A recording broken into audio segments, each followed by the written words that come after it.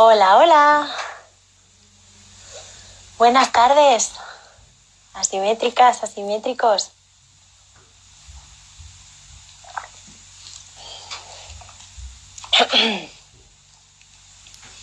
¿Alguien por ahí? ¿Está alguien por los mundos de Instagram y del club?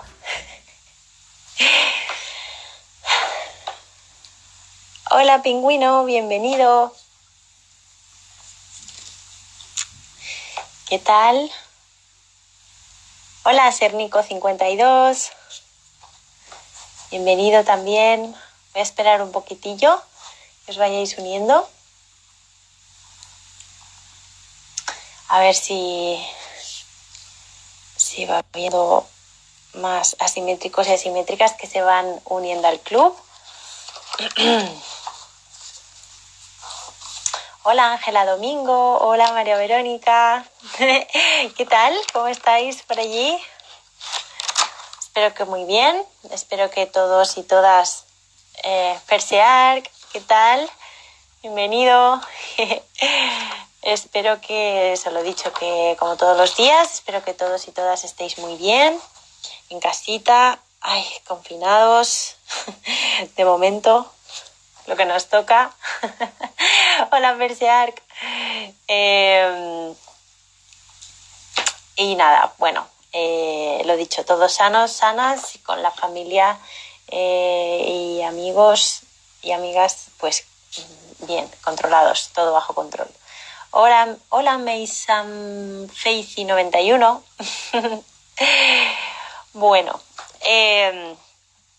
nada, ayer, si os acordáis, que yo creo que sí, que todos y todas los que estáis aquí os acordáis, ayer estuvimos leyendo Textos Críticos 1 de Alberto Campo Baeza.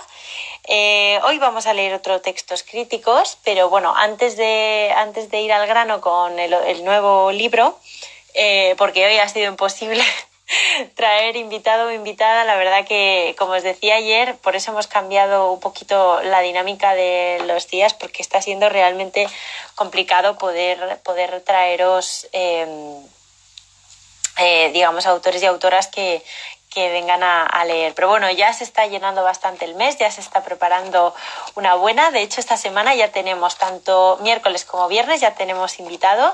El miércoles vendrá de nuevo Antonio Pizza, pero para leernos su libro escrito ya en solitario sobre París y Baudelaire, que se llama Habitantes del Abismo. Y el viernes 25 vendrá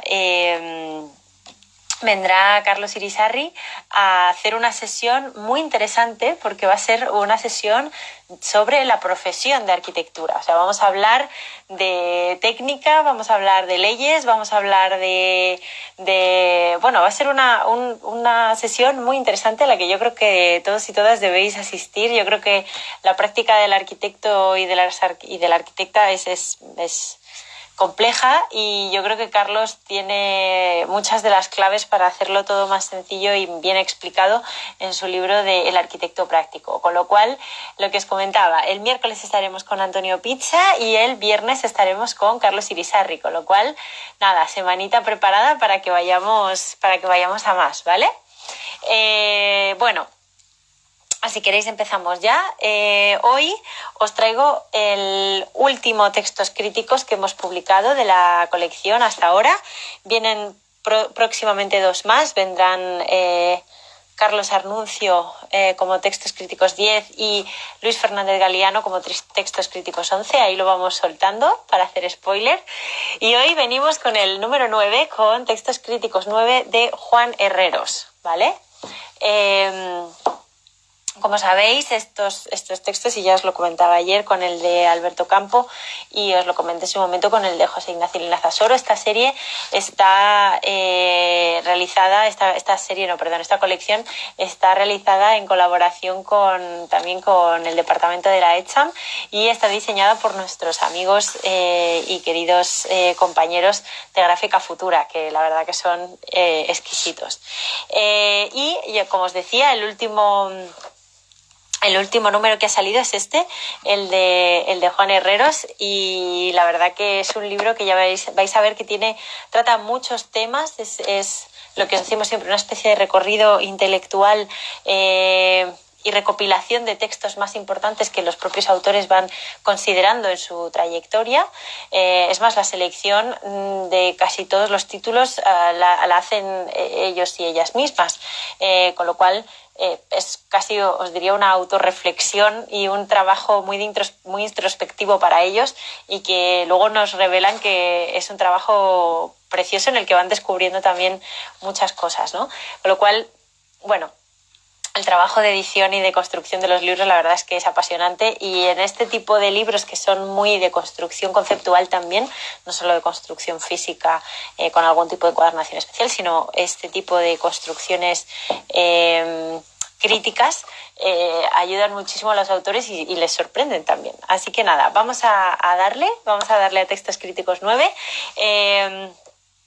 Como siempre voy a empezar por la semblanza biográfica de Juan Herreros, ¿vale? Y luego nos vamos, como siempre, a leeros el índice, introducción, y entramos a los textos, ¿vale? Venga, pues vamos allá. Juan Herreros es doctor arquitecto y catedrático de proyectos en la Escuela de Madrid. Nació en San Lorenzo del Escorial, donde vivió hasta el año 1975, cuando se traslada a Madrid para estudiar arquitectura. El comienzo de su etapa universitaria coincide con el estreno de la democracia en España, cuya implantación corre en paralelo con sus años de formación. En 1985 fundó Ábalos y Herreros, y en 1999 la LMI, Liga Multimedia Internacional. En 2006 Herreros funda Herreros Arquitectos, y en 2014 estudió Herreros.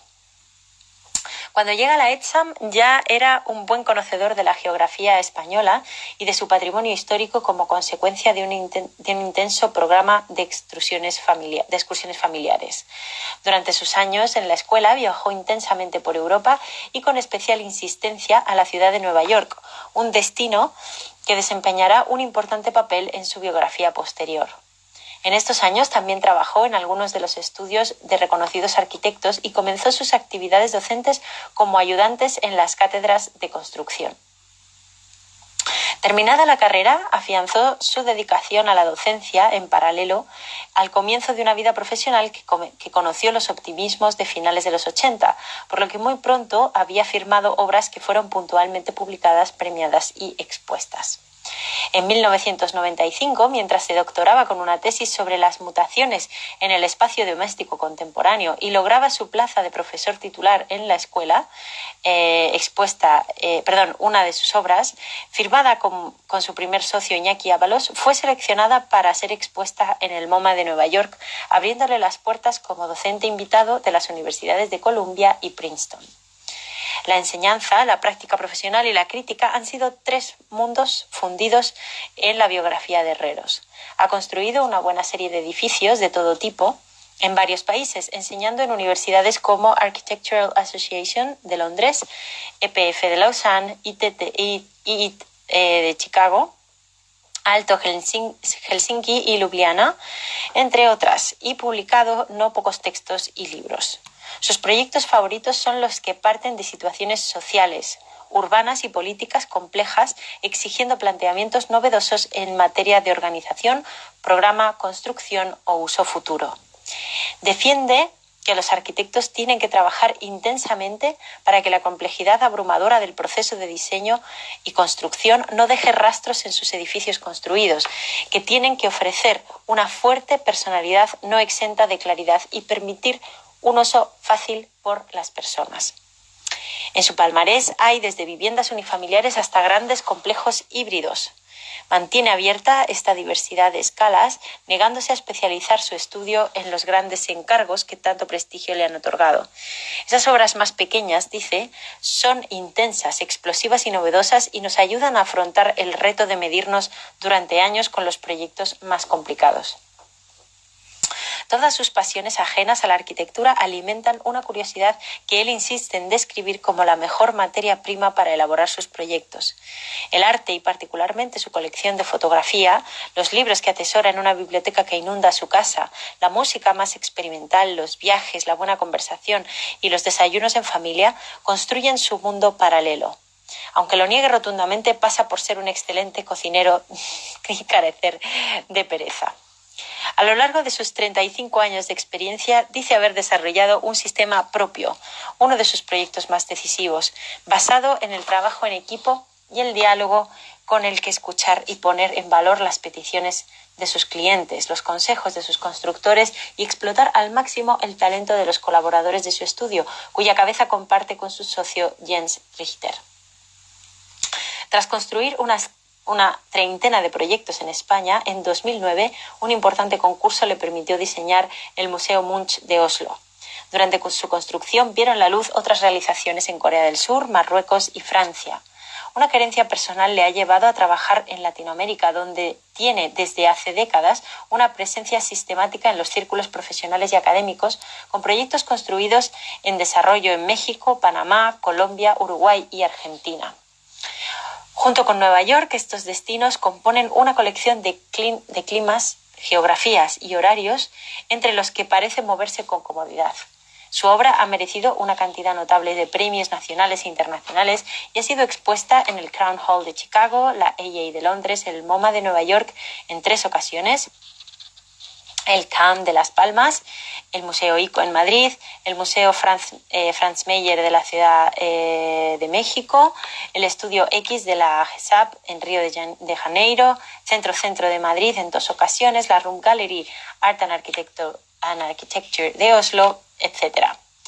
En reconocimiento al conjunto de su carrera, ha sido distinguido con el International Fellowship del Royal Institute of British Architects, el premio Architectural Digest de Arquitectura, el fuera de serie por el grupo El Mundo, la medalla de las Artes de San Lorenzo del Escorial, el premio Arquitecto del Mundo por el Colegio Oficial de Arquitectos de Lima y el premio AMASA a la trayectoria profesional.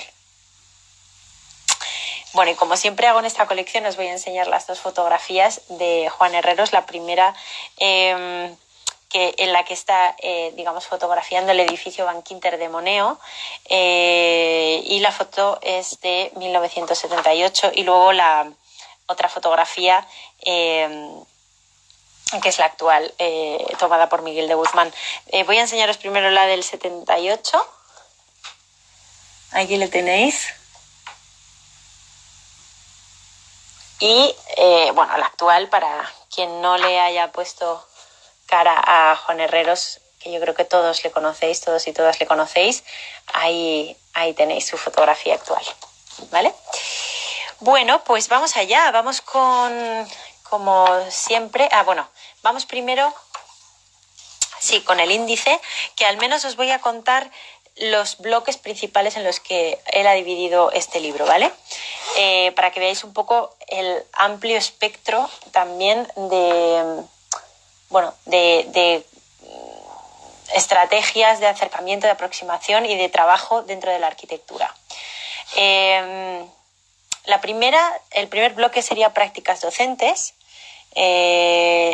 lógicamente donde habla sobre su trayectoria docente, sobre los enunciados de los proyectos, hace una reflexión sobre la academia un poco actual.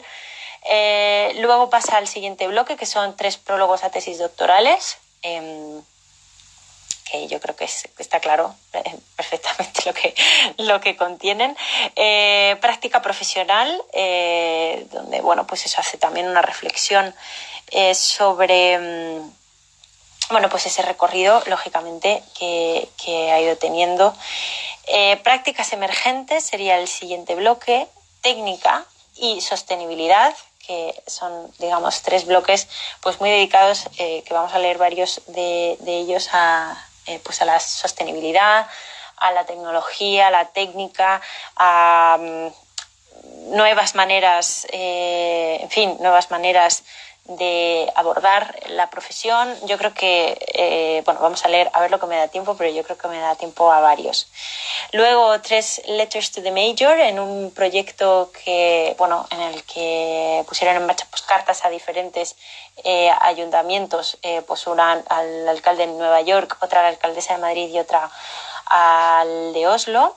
Y el último bloque, por así decirlo, son el Museo Munch y otros proyectos del Estudio Herreros, en el que ya entra, digamos, a valorar cosas ya muy específicas de sus proyectos y de alguno de sus trabajos.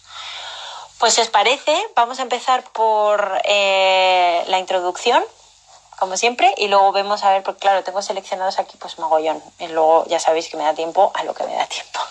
Tengo que acostumbrarme a esto. En fin, vamos allá. Introducción, y la titula Juan Herreros por una arquitectura con agenda. Dice así: por tratarse de una publicación del Departamento de Proyectos de mi escuela, la ETSAM, he querido centrar esta selección de textos escritos durante los últimos 15 años en aquellos que se refieren a la enseñanza de la arquitectura y a la práctica profesional, entendiendo que ambos entornos se superponen en la figura del docente de proyectos que de una forma fabulosamente insistente produce nuestra escuela. Este profesor que enseña y hace proyectos y que mantiene una actividad profesional en una alternancia que se retroalimenta permanentemente, necesita de una tercera plataforma desde la que reflexionar sobre lo que hacemos en un espacio y en el otro. Esa plataforma es la actitud crítica que da título a esta colección. La posición crítica es la más necesaria e incisiva de nuestras obligaciones, la que nos permitirá vislumbrar posibles correcciones a lo que hacemos desde hace tanto tiempo y, sin duda, es el más importante entrenamiento que podemos brindar a nuestros estudiantes. En tanto que arquitecto comprometido, el docente profesional tiene una agenda y espero que la mía quede a la vista de los que lean o relean al cabo del tiempo estos retazos de argumentos relativos a los temas que me han atraído desde siempre. Sobre todos ellos, planea una pregunta insistente: ¿cómo ser arquitecto hoy? Si ya no es posible la posición nihilista de aquel ciudadano que se negaba a participar, del que nos hablaba el arquitecto, docente y poeta John Hejduk, y sentimos que la realidad reclama nuestra colaboración en tanto que arquitectos de acción, no es solo porque necesita de nuestros conocimientos técnicos, es porque la práctica de la arquitectura tiene una capacidad para explorar y explicar el mundo que se mide en posiciones críticas y compromisos. Permitidme que os adjetive así: intelectuales. Entonces la pregunta ¿cómo ser arquitecto hoy? Se transmuta en otra más difícil de explicar: ¿para qué sirve un arquitecto? Repasando estos textos he reconocido no pocas insistencias, incluso repeticiones literales de unas pocas ideas que intentan responder a esa pregunta. Viendo las fechas en que fueron escritas las primeras versiones de estos textos, se comprueba que el tiempo hace su trabajo y lo que eran intuiciones esbozadas repletas de optimismo hace unos años se han convertido en realidades, en algunos casos de dimensiones inesperadas, para bien y para mal. Y como hace 15 años, siento que el momento que nos ha tocado vivir reclama la implicación de la arquitectura en la construcción de un mundo mejor, y ese mensaje anima a nuestros estudiantes a tomar parte. En este empeño que me ha llevado a programar fuera de nuestra disciplina siempre que he podido, cuán pertinente es confiar en la arquitectura para todo, de la mano de su práctica responsable, pero sin olvidar ese sentido crítico que nunca descansa y que es tan servicio a la sociedad como las viviendas o los equipamientos que construimos. Especialmente la ETSAM, pero también otros entornos académicos bien dispares, han labrado mi talante optimista. Sucesivos programas docentes han servido de laboratorio para lanzar los temas de trabajo que era inevitable abordar: la necesaria reflexión sobre las prácticas docentes y sus formatos, la puesta en valor de las prácticas emergentes en el contexto de la crisis económica, la atención teórica a la técnica y a la sostenibilidad como dos culturas que precisan toda nuestra atención, la revisión de las tipologías conocidas y la propuesta de su corrección, pero sobre todo la irrupción en el proyecto de nuevas variables de corte geográfico, social o político que han desbordado los clichés metodológicos de antaño. Y hago esta alusión al proyecto porque es para nosotros algo más que una figura definida en el código técnico. Es una forma de pensar y actuar propia de nuestra disciplina. Los arquitectos convertimos todo en proyecto. Este libro quiere ser uno de ellos. Y ser conscientes de eso es clave para instalarnos en el tiempo que nos ha tocado vivir. También esta colección es un proyecto de Andrés Cánovas.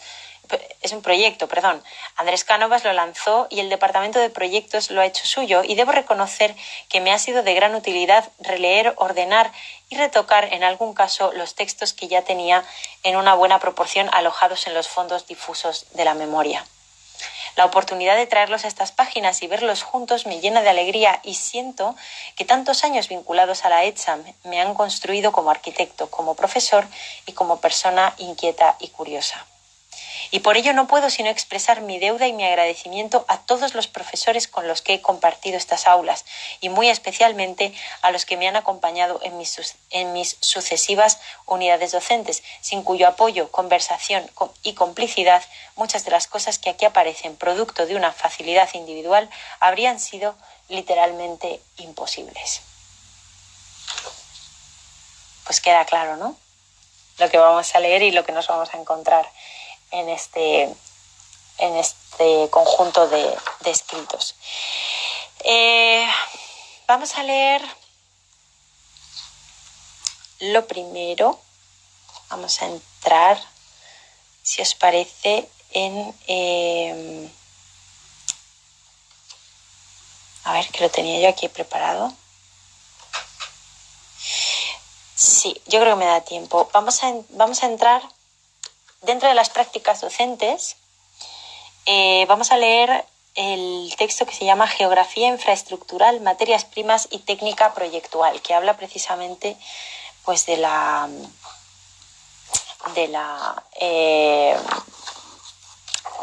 academia y de la gestión, por así decirlo, de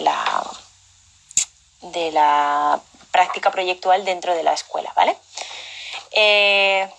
Sí, y después vamos a ir directos a... vamos a ir a uno que es cortito, que me parece especial leerlo, y después nos vamos directos a la sostenibilidad, si os parece, ¿vale? Vamos allá. Dice así: Geografía infraestructural, materias primas y técnica proyectual. Geografía intelectual. Si, como nos enseña el diccionario, geografía es la ciencia que se ocupa de la descripción de la Tierra e infraestructura lo que hace posible el funcionamiento de una cosa, podríamos inventar una disciplina que con el nombre geografía infraestructural se ocupara de la descripción del funcionamiento de la Tierra. Que la Tierra funcione nos remite a la idea de multitud de transformaciones simultáneas a la búsqueda de un equilibrio imposible. Que la Tierra funcione implica que el conjunto de intercambios de energía que se producen en todos los niveles de la vida planetaria, entre ellos los que acompañan al establecimiento de las personas en ella y la manipulación que éstas le infieren, encuentren su sentido a cualquier escala. No es difícil concluir que estamos hablando de otra naturaleza que no es la sublimada por las primeras conciencias ecológicas o la nostalgia del paraíso, sino aquella naturaleza artificial constituida por la agricultura, las ciudades y las redes de comunicación energéticas con sus puntos emergentes, superpuesta a otra que podríamos llamar tradicional, naturaleza natural, para afinar que todo es naturaleza. Esta es una conclusión más exigente que la formulada hace unos años cuando expresábamos todo es ciudad, y posicionarse frente a ella como arquitectos supone aceptar la pertinencia de un movimiento de la naturaleza a la ciudad complementario del que iba de la ciudad a la naturaleza, es decir, artificializar la naturaleza como objeto de proyecto, y naturalizar la ciudad, no confundir con poner verde. Deberían ser ingredientes simétricos del gran proyecto contemporáneo, cuyo objetivo sería la disolución de los límites entre ambas, la construcción de una nueva ecología consistente en el difuminado simbiótico de una en la otra. La nueva naturaleza sería precisamente el conjunto de procesos, leyes y sistemas que construiría ese mundo en el que las diferencias materiales, morales o de calidad entre lo natural y lo artificial quedaran definitivamente inservibles en una geografía sin buenos, la naturaleza, las plantas, los animales, y malos, las ciudades, las máquinas o los humanos.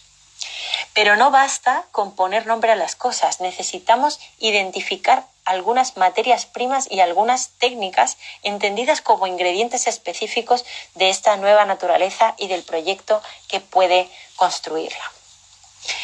Materias primas del proyecto contemporáneo.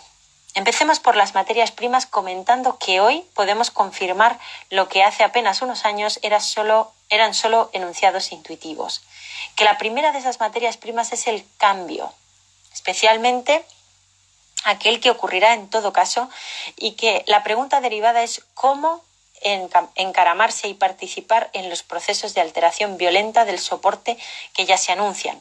Aquí podríamos mencionar realidades insoslayables como la capacidad destructiva del turismo, el crecimiento insostenible de las ciudades, el triturado del territorio por las infraestructuras, la ceguera de las políticas medioambientales, la escala apabullante de la pobreza y la marginalidad, etc., ante los cuales es preciso ofrecer desde la arquitectura respuestas a los problemas espaciales y materiales que de estas realidades se derivan.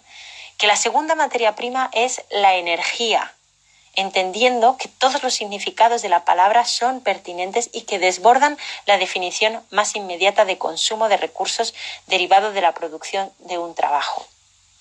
Asumir la energía como materia prima de la arquitectura implica entender que el proceso que fundamenta su omnipresencia, producción, acumulación, transporte, distribución, consumo y reciclaje del residuo, es la esencia de todo cuanto hacemos, ya sea proyectual, relativo a las rutinas y métodos de trabajo, material, referido al hecho constructivo, o inmaterial. ¿No hacemos lo mismo con las ideas? Pero también cuando nos referimos a la necesaria obsolescencia y reciclaje, tanto de los edificios como de los argumentos que sustentan nuestro trabajo. Y que una tercera posible es la información, a la que podríamos aplicar el mismo proceso vital que a la energía, si bien su codificación como material de proyecto es la más compleja y exigente por estar saturada de tópicos en su interpretación literal. Nos referimos aquí, cuando hablamos de información como materia prima del proyecto, a la síntesis, generación y transmisión de referencias y mensajes tan heterogéneos como poderosamente penetrantes que constituyen el contenido político y social de nuestra disciplina. Técnicas de proyecto. Según el diccionario, técnica es el conjunto de procedimientos y recursos de que se sirve una ciencia o arte. Según esto, podemos recordar que la asignatura de proyectos de nuestras escuelas tiene por objeto enseñar a diseñar arquitectura, pero más específicamente a hacer proyectos.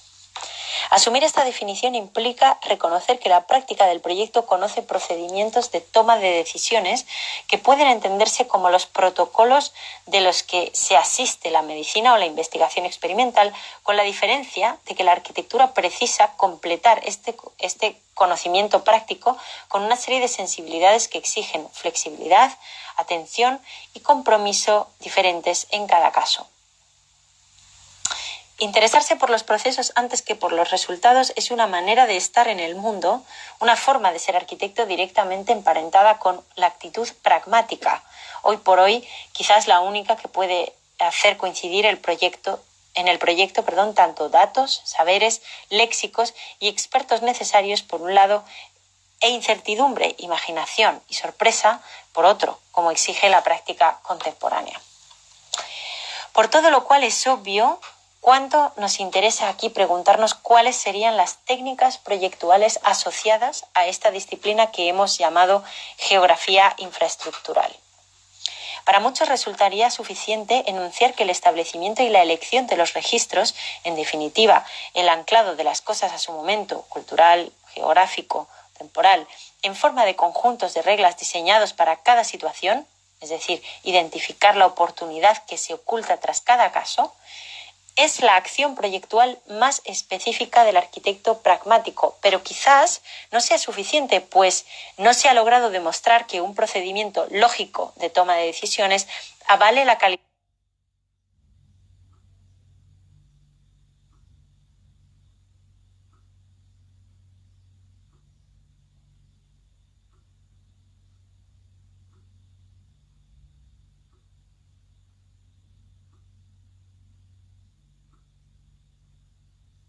ellas mismas.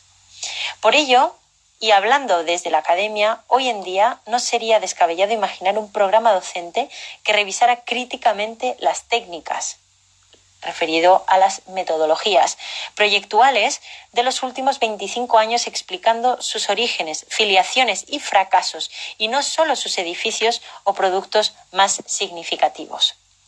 Nos enfrentaríamos en cada caso a la evidencia de que a todo movimiento o nueva teoría del proyecto le corresponde un soporte teórico interno y externo a la disciplina, una geometría con sus métodos gráficos asociados y una materialidad y recursos constructivos que en su conjunto han construido nuestra cultura del proyecto y de la práctica arquitectónica. La propuesta se propone investigar los diferentes intentos de la disciplina de manejar lo desconocido, cada día más impredecible, y cómo por lo general han derivado en oleadas de excesos figurativos, energéticos, materiales, de los que hay mucho que aprender. Nos permitimos en ese sentido asumir el compromiso de elaborar una lista de posibles lugares de partida para contraponerlos con indulgencia crítica a su correspondiente versión fallida derivada de un ejercicio más dogmático o literal. Y ahora enumera las 5 versiones, ¿no? Dice: cultura material contra el minimalismo, nuevas geometrías contra la libertad insostenible, sensibilidad ecológica contra la mala conciencia, revolución científica contra la fascinación por la complejidad y políticas de la solidaridad contra la excluyente dignidad de mínimos. Queda esta serie abierta para recibir añadidos o perder elementos según se agote el filón correspondiente, de la misma forma en que, por ejemplo, ya no figura en ella el episodio posmoderno, pero no dudamos del valor pedagógico y profesional de la discusión aquí planteada. Tampoco dudamos de que el interés operativo de cada uno de estos movimientos dependerá de su capacidad para ofrecerse tan abiertos como sea posible. La incertidumbre nos obliga a ello. El futuro, desconocido, forma parte esencial de nuestro trabajo, y el error está en suponer que tal impredecibilidad abre las puertas a la celebración del caos. Para ello necesitamos insistir, como conclusión, que solo si consideramos el proyecto como una investigación podremos apropiarnos de las posibilidades abiertas por las nuevas dimensiones del mundo.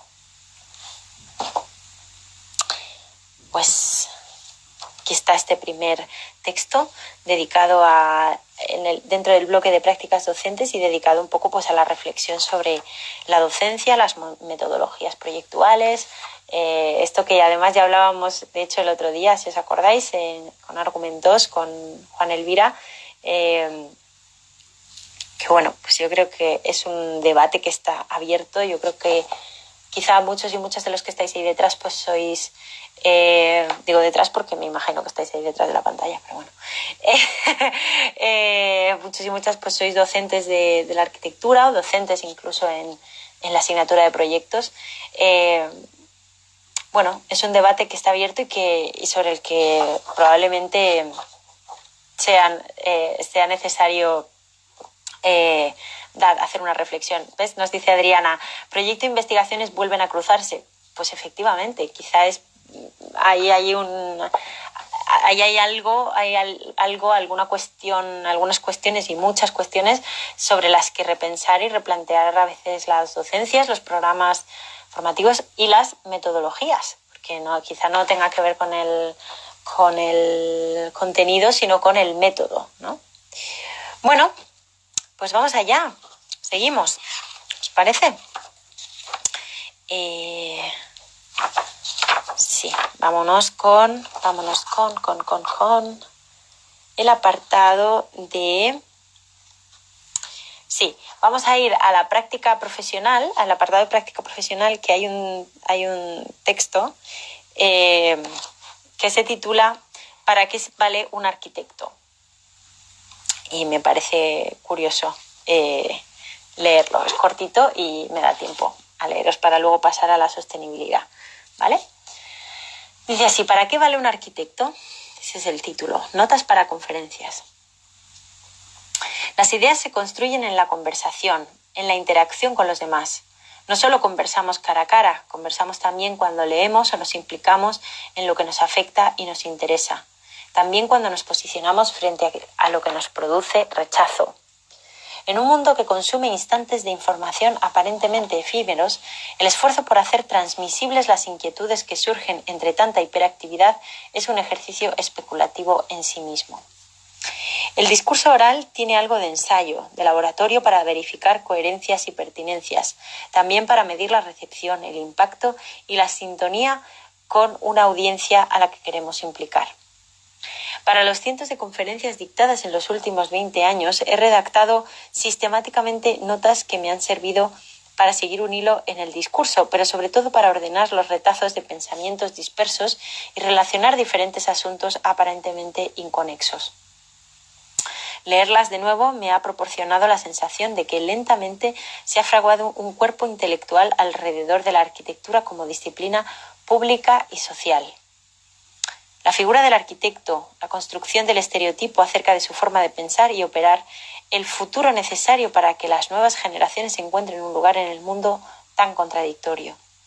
Ni siquiera yo era consciente de la insistencia con la que este asunto me ha rondado. ¿Para qué sirve un arquitecto? ¿Cómo piensa un arquitecto? ¿Cómo nos ve la sociedad? ¿Cuánto hay de clichés y prejuicios paralizantes en las lecturas que se hacen habitualmente de nuestra disciplina?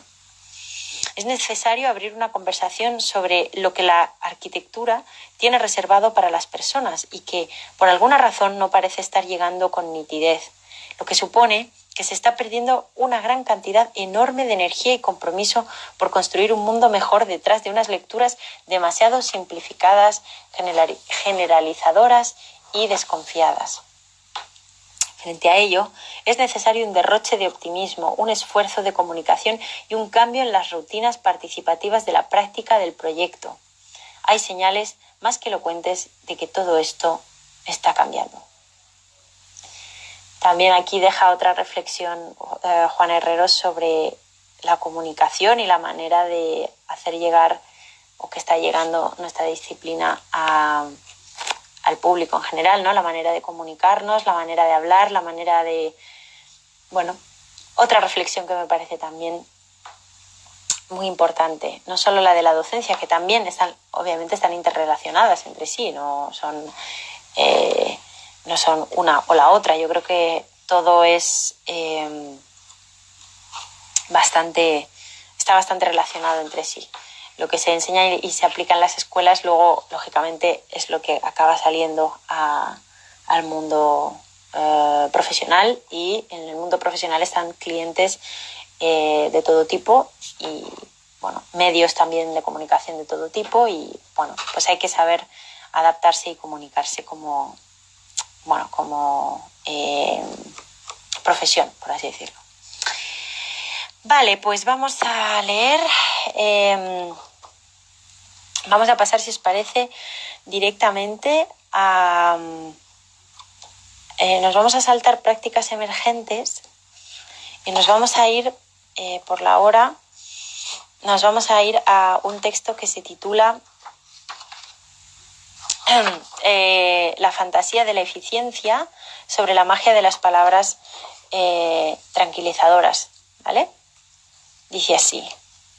Dice: la idea de eficiencia aplicada a la arquitectura tiene un origen funcionalista que la asocia con la adecuación medible de un proyecto al cometido previsto.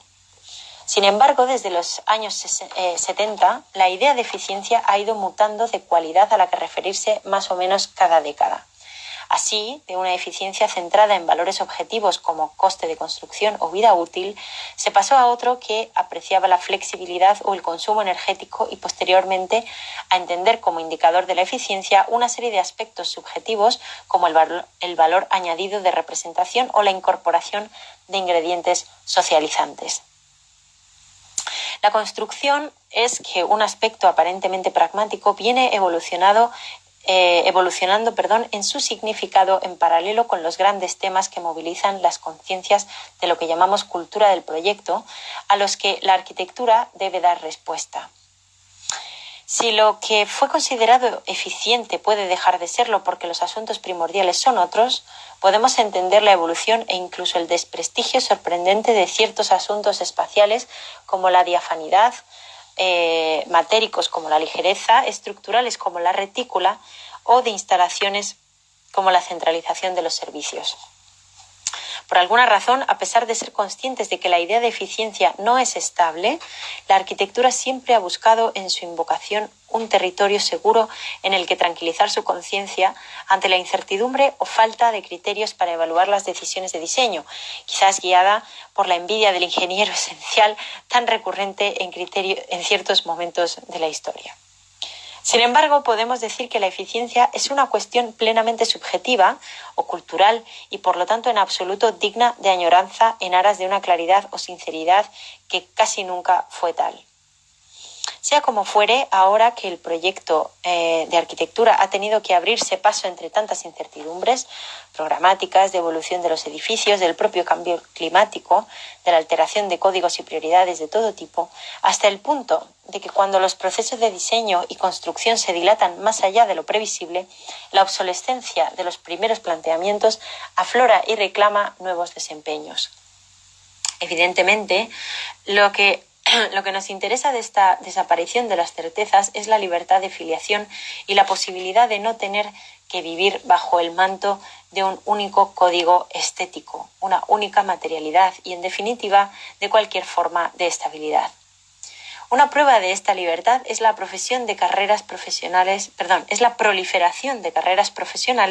que actúan coherentemente con una diversidad de registros que oscilan entre lo permanente, local, duradero, conocido y masivo, y lo indeterminado, global, perecedero, impredecible y ligero, que serían impensables en otros tiempos.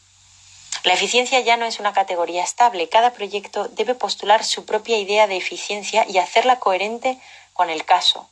Esta libertad de unos tiempos en los que a la obligación de trabajar sin red es necesario responder con una actitud experimental sin límites. Pues aquí tercer texto. ¿Tercero ya o cuarto? No sé, creo que son 3 los que hemos leído. Sí, del libro de Juan Herreros. Y nos vamos a ir al apartado de sostenibilidad. ¿Cómo vais por ahí? Voy a beber un poquito de agua. Vamos a la parte de sostenibilidad y a entrar al manifiesto sostenible.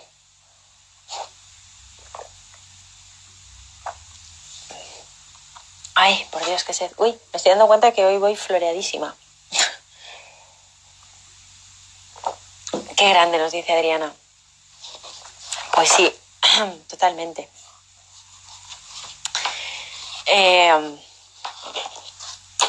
Vamos a leer la sostenibilidad, dos textitos de la sostenibilidad, a ver si me da tiempo. Y bueno, es que tengo tantos textos que no me va a dar tiempo, tengo medio libro. Pero bueno,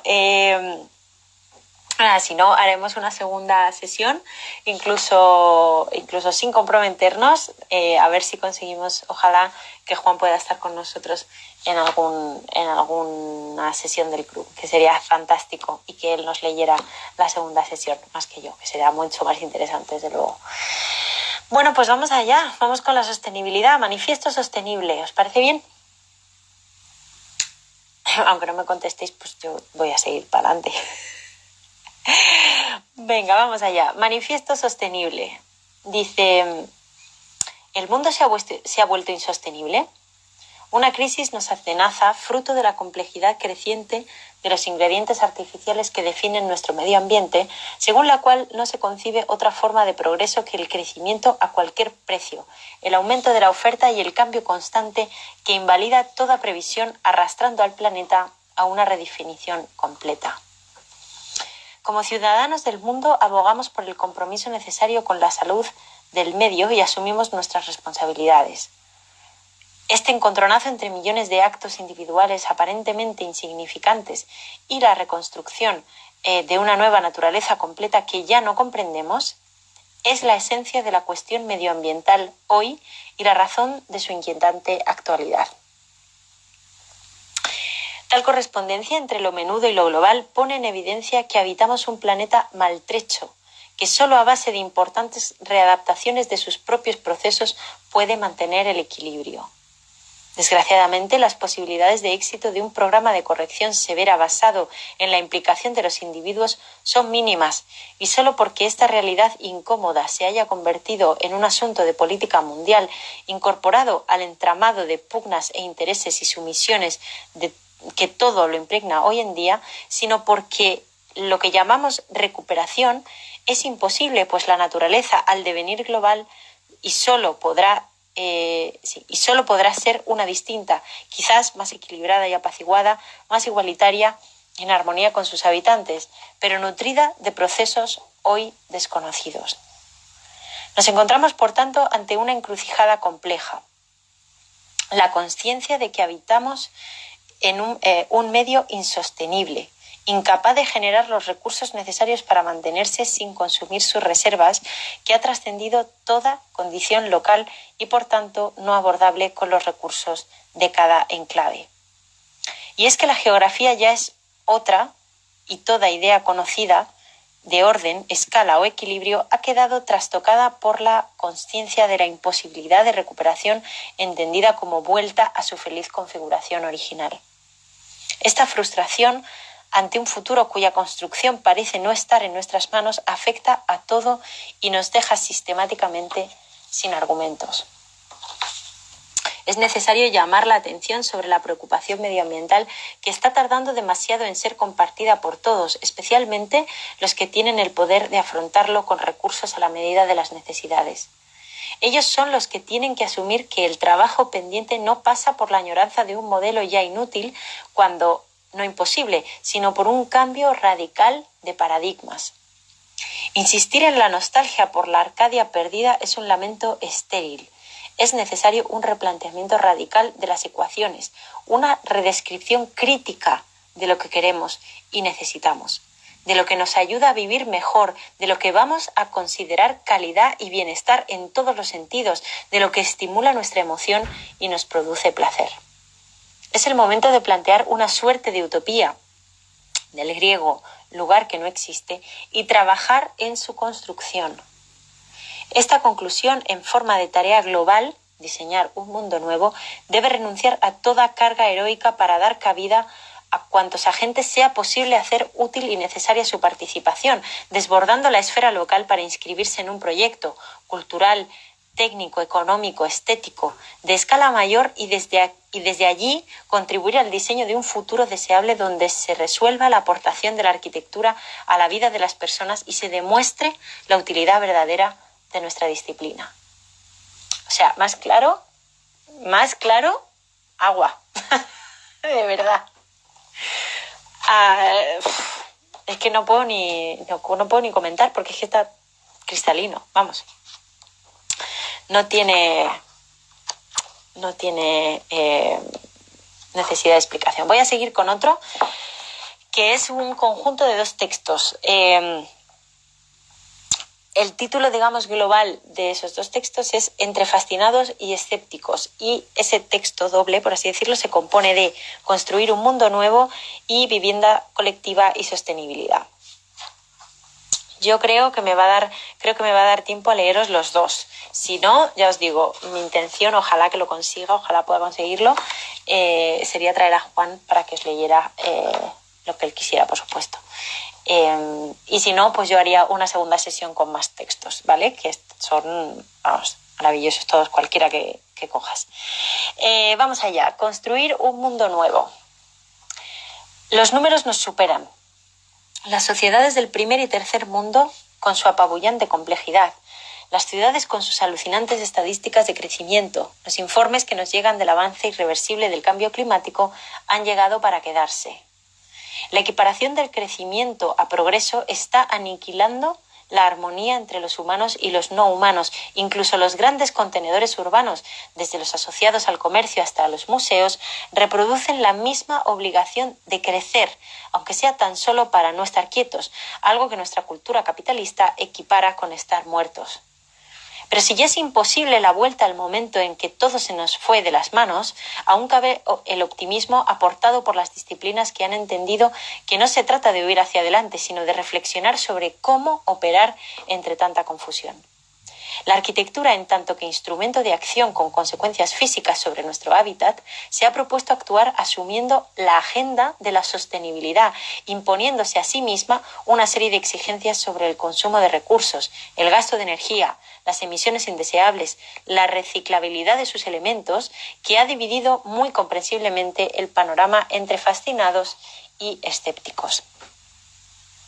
Sin embargo, a pesar de las diferentes posturas que se destilan de una y otra posición, que me emocionó y me vengo arriba. Sin embargo, a pesar de las diferentes posturas que se destilan de una y otra posición, ambas comparten la necesidad de asumir que el trabajo pendiente no pasa por la rectificación de un modelo obsoleto, construir lo mismo más ecológico, sino por un cambio radical de paradigmas. Esta es una nueva aventura en la que cada individuo actúa a la vez independientemente con el compromiso que quiera asumir y también como miembro de una sociedad civil. Plantear la carrera contra el cambio climático como una accesibilidad individual a un asunto mundial resulta esencial, pues sabemos que las posibilidades de incidencia de lo que hagamos como ciudadanos implicados, pero también como profesionales, serán mínimas si nos atenemos a la construcción consciente y atenta de lo que nos toque hacer, pues en nuestro caso es tan ingente la cantidad de arquitectura que se construye sin control cada día que poco puede aportar un pequeño sector más o menos inquieto al respecto. Para lograr la pertinencia de la posición personal y la colectiva debemos tratar de que todo lo que hagamos supere su pequeña esfera individual y así entender que trabajamos inmersos en coordenadas políticas, sociales y técnicas que se miden a escala planetaria y sentir que participamos en la construcción de un futuro deseable.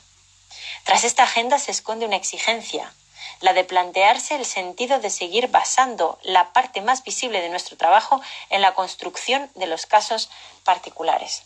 Los programas políticos y la cultura urbana los reclaman y, necesarios o no, se han convertido en la parte más visible del trabajo de los arquitectos hasta el punto de que parece ser que nuestro papel no es otro hoy en día que su diseño, o al menos esa es la única razón por la que la arquitectura aparece en los medios de comunicación.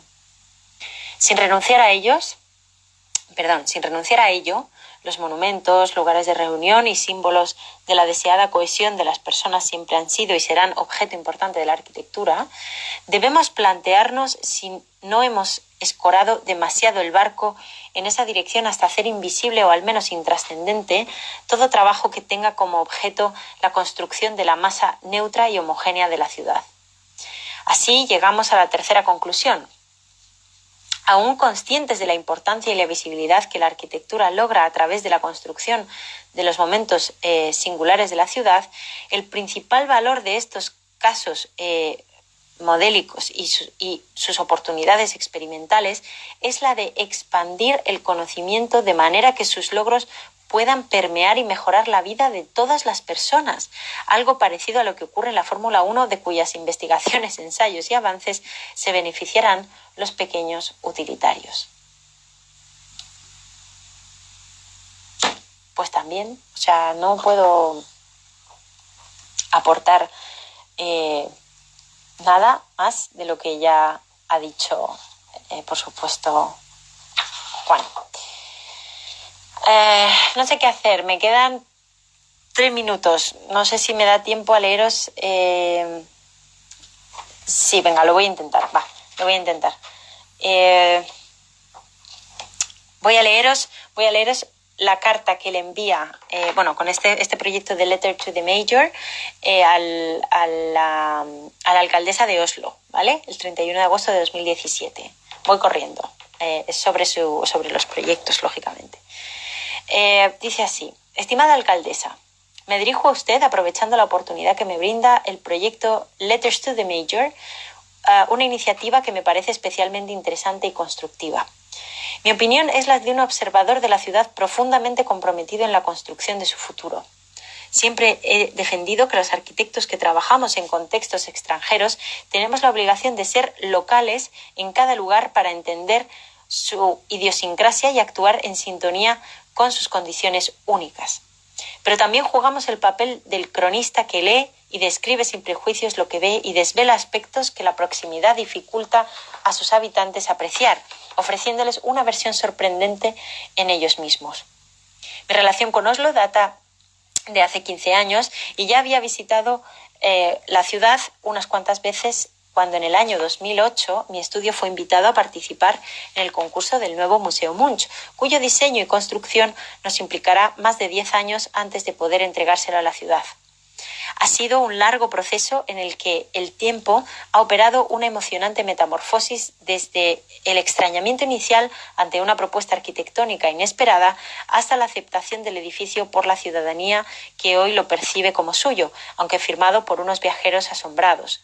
Un edificio que aspira a ser tan local y querido como lo es la Ópera de Sídney para sus habitantes. En este tiempo, junto con Jens Richter y todo el equipo de Estudio Herreros, hemos dado forma a nuestra fascinación por esa amalgama única de arquitectura, infraestructuras, acontecimientos naturales y personas que conforman la ciudad de Oslo. Sin embargo, quisiéramos hacer un llamamiento sobre su reciente devenir, del que podemos dar cuenta gracias a la percepción del cambio que se tiene de los lugares que uno visita intermitentemente. En la última década, Oslo ha acometido una profunda transformación en todos los aspectos y a su través de la cultura urbana que construye su personalidad extraordinaria. El proceso es objeto de permanente atención para los medios de comunicación internacionales, atraídos por la calidad de los nuevos edificios y la ambición de los proyectos urbanos que lo acompañan. Pero deberíamos preguntarnos, ¿hacia dónde camina Oslo? ¿Qué modelo de ciudad persigue? Porque lo que observa el viajero es que la calidad de los nuevos edificios emblemáticos, llenos de sentido y expresión del proyecto colectivo del nuevo Oslo, no se corresponden con el escenario urbano que la ciudad está desarrollando en paralelo y que muestra una preocupante mimetización con el de otros destinos que han protagonizado recientemente cambios intensos que, si bien exitosos, no deberían ser referencia aquí. Barcelona o Ámsterdam son enclaves con otros climas, otra historia y otros mapas sociales. Y también la experiencia nos dice que intentar parecerse a ellas supone renunciar al carácter propio para homologarse con una idea de calidad que muestra con orgullo unas calles, tiendas, mercados y hoteles ya demasiado familiares, restando emoción al descubrimiento de esa identidad que la cultura del consumo arrasa in misericordia. Chicas, me paro aquí porque no me da tiempo y además ya sabéis que el contador se pone a funcionar. Me ha encantado esta sesión, compartir con vosotros estos textos de Juan Herreros. Creo que es un fuerte manifiesto de intenciones, de propuestas y de reflexiones y desde luego es y más con lo que estamos pasando ahora, ¿no? De esta epidemia nos ha demostrado, bueno, pues que hay modelos que se quedan totalmente obsoletos, es más, que no son nada beneficiosos ni para nuestra salud. Ya lo sabíamos, pero yo creo que ahora ha quedado extremadamente patente, ¿no? Así que nada, rápidamente, como os digo, edicionesasimétricas.com si os interesa cualquiera de nuestros libros y en concreto el libro de Juan Herreros. También en las librerías que están abriendo con cita previa, con lo cual podéis ayudarlas y ayudarnos a todo el conjunto de la edición. Y de verdad, muchísimas gracias. Recordaros, mañana, o sea, esta semana ya empezamos con el nuevo horario, así que ya nos vamos a ver el miércoles, ¿vale? Nos vemos el miércoles con Antonio Pizza y habitantes de la misma, y el viernes nos vemos con Carlos Irisarri y su arquitecto práctico para hacer una sesión FETEN sobre la profesión, ¿vale? Así que nada, de todas maneras lo voy a compartir ahí en redes, en stories y todas estas cosas. Estad atentos y atentas porque nada, el club sigue y tenemos el mes repletito de invitados y de invitadas, ¿vale? Bueno, fenomenal. Pues nos vemos el miércoles, ¿vale? Mañana os voy a echar de menos y espero que me echéis un poquito de menos también. Así que nada, un beso muy fuerte, muchísimas gracias y el miércoles aquí nos vemos, ¿vale? Un besito a todos y a todas. ¡Chao!